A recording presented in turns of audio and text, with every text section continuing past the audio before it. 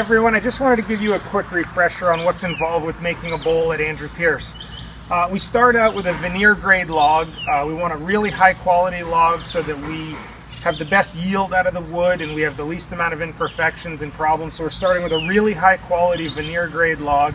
We then, outside, we cut them up with a chainsaw into roughly 20-inch long blocks of wood. The logs come in through this door here, or the blocks, sorry, and we lift them up onto the bandsaw with this train here, this chain hoist, and this gets them up onto the bandsaw. We clamp them in place here, then we slice them with our bandsaw into blocks of wood that look very similar to this one here. Now that they're broken down into half, we take them across this drilling table here.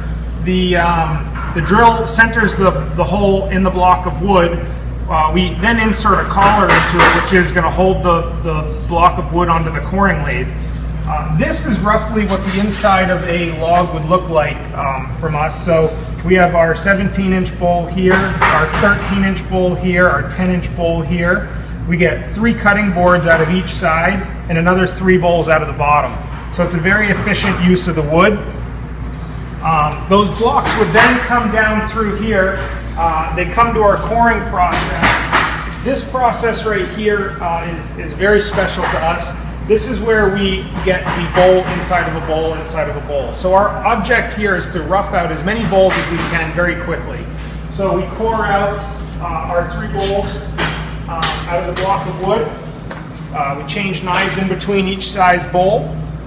The machine right now will make about 120 to 150 bowls a day.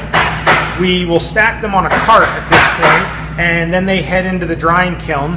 They're going to dry in the kiln for about 35 days. The drying process is very slow. We have to make sure that we get the bowls down to 8% moisture content, which is what we need them to be in order to do the finish turning so that they don't warp and that they stay stable.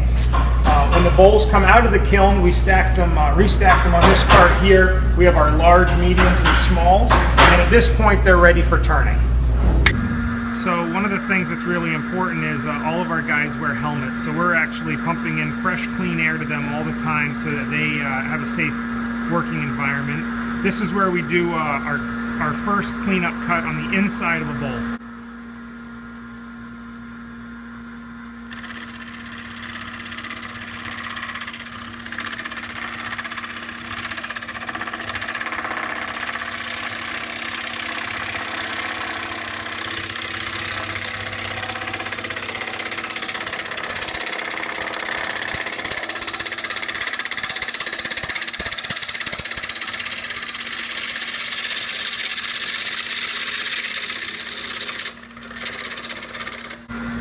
The most important part of what we do at this company is we make hand-turned bowls.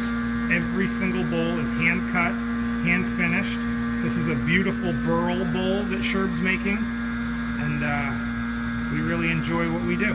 One of the really nice things about making a hand-turned bowl is that we can control the design and the shape, and we can add some real beauty to it. We take a bowl like this, for example, which is fairly plain, but we're able to cut a really nice foot into the bottom of the bowl. So we have a very beautiful angle here. We're able to add this detailing, our Willoughby collection, in very nicely with the flick of a hand. We come up here and we have a very nice soft rolled rim, and then on the inside of the bowl we put a slight undercut so that when your hand holds the bowl, there's a very nice place for your thumb, so when you're carrying it, it feels really nice in your hand. We finish this up by recessing the foot slightly so that the bowl sits flat on the table and won't roll or rock. And when you add all that together, you know, there's a lot of thought and care that went into designing something that is quite simple. We have a few other products here. Our live edge cutting boards are very popular. You know, we try to keep a little bit of the natural aspect of it. We take the bark off for practical reasons so that it doesn't fall off in someone's home, but we leave the natural edge of the tree on here, and we, you know, put a nice smooth finish on it, and you get this beautiful color and these great grains in the wood. And finish everything off with some of the boiled walnut oil.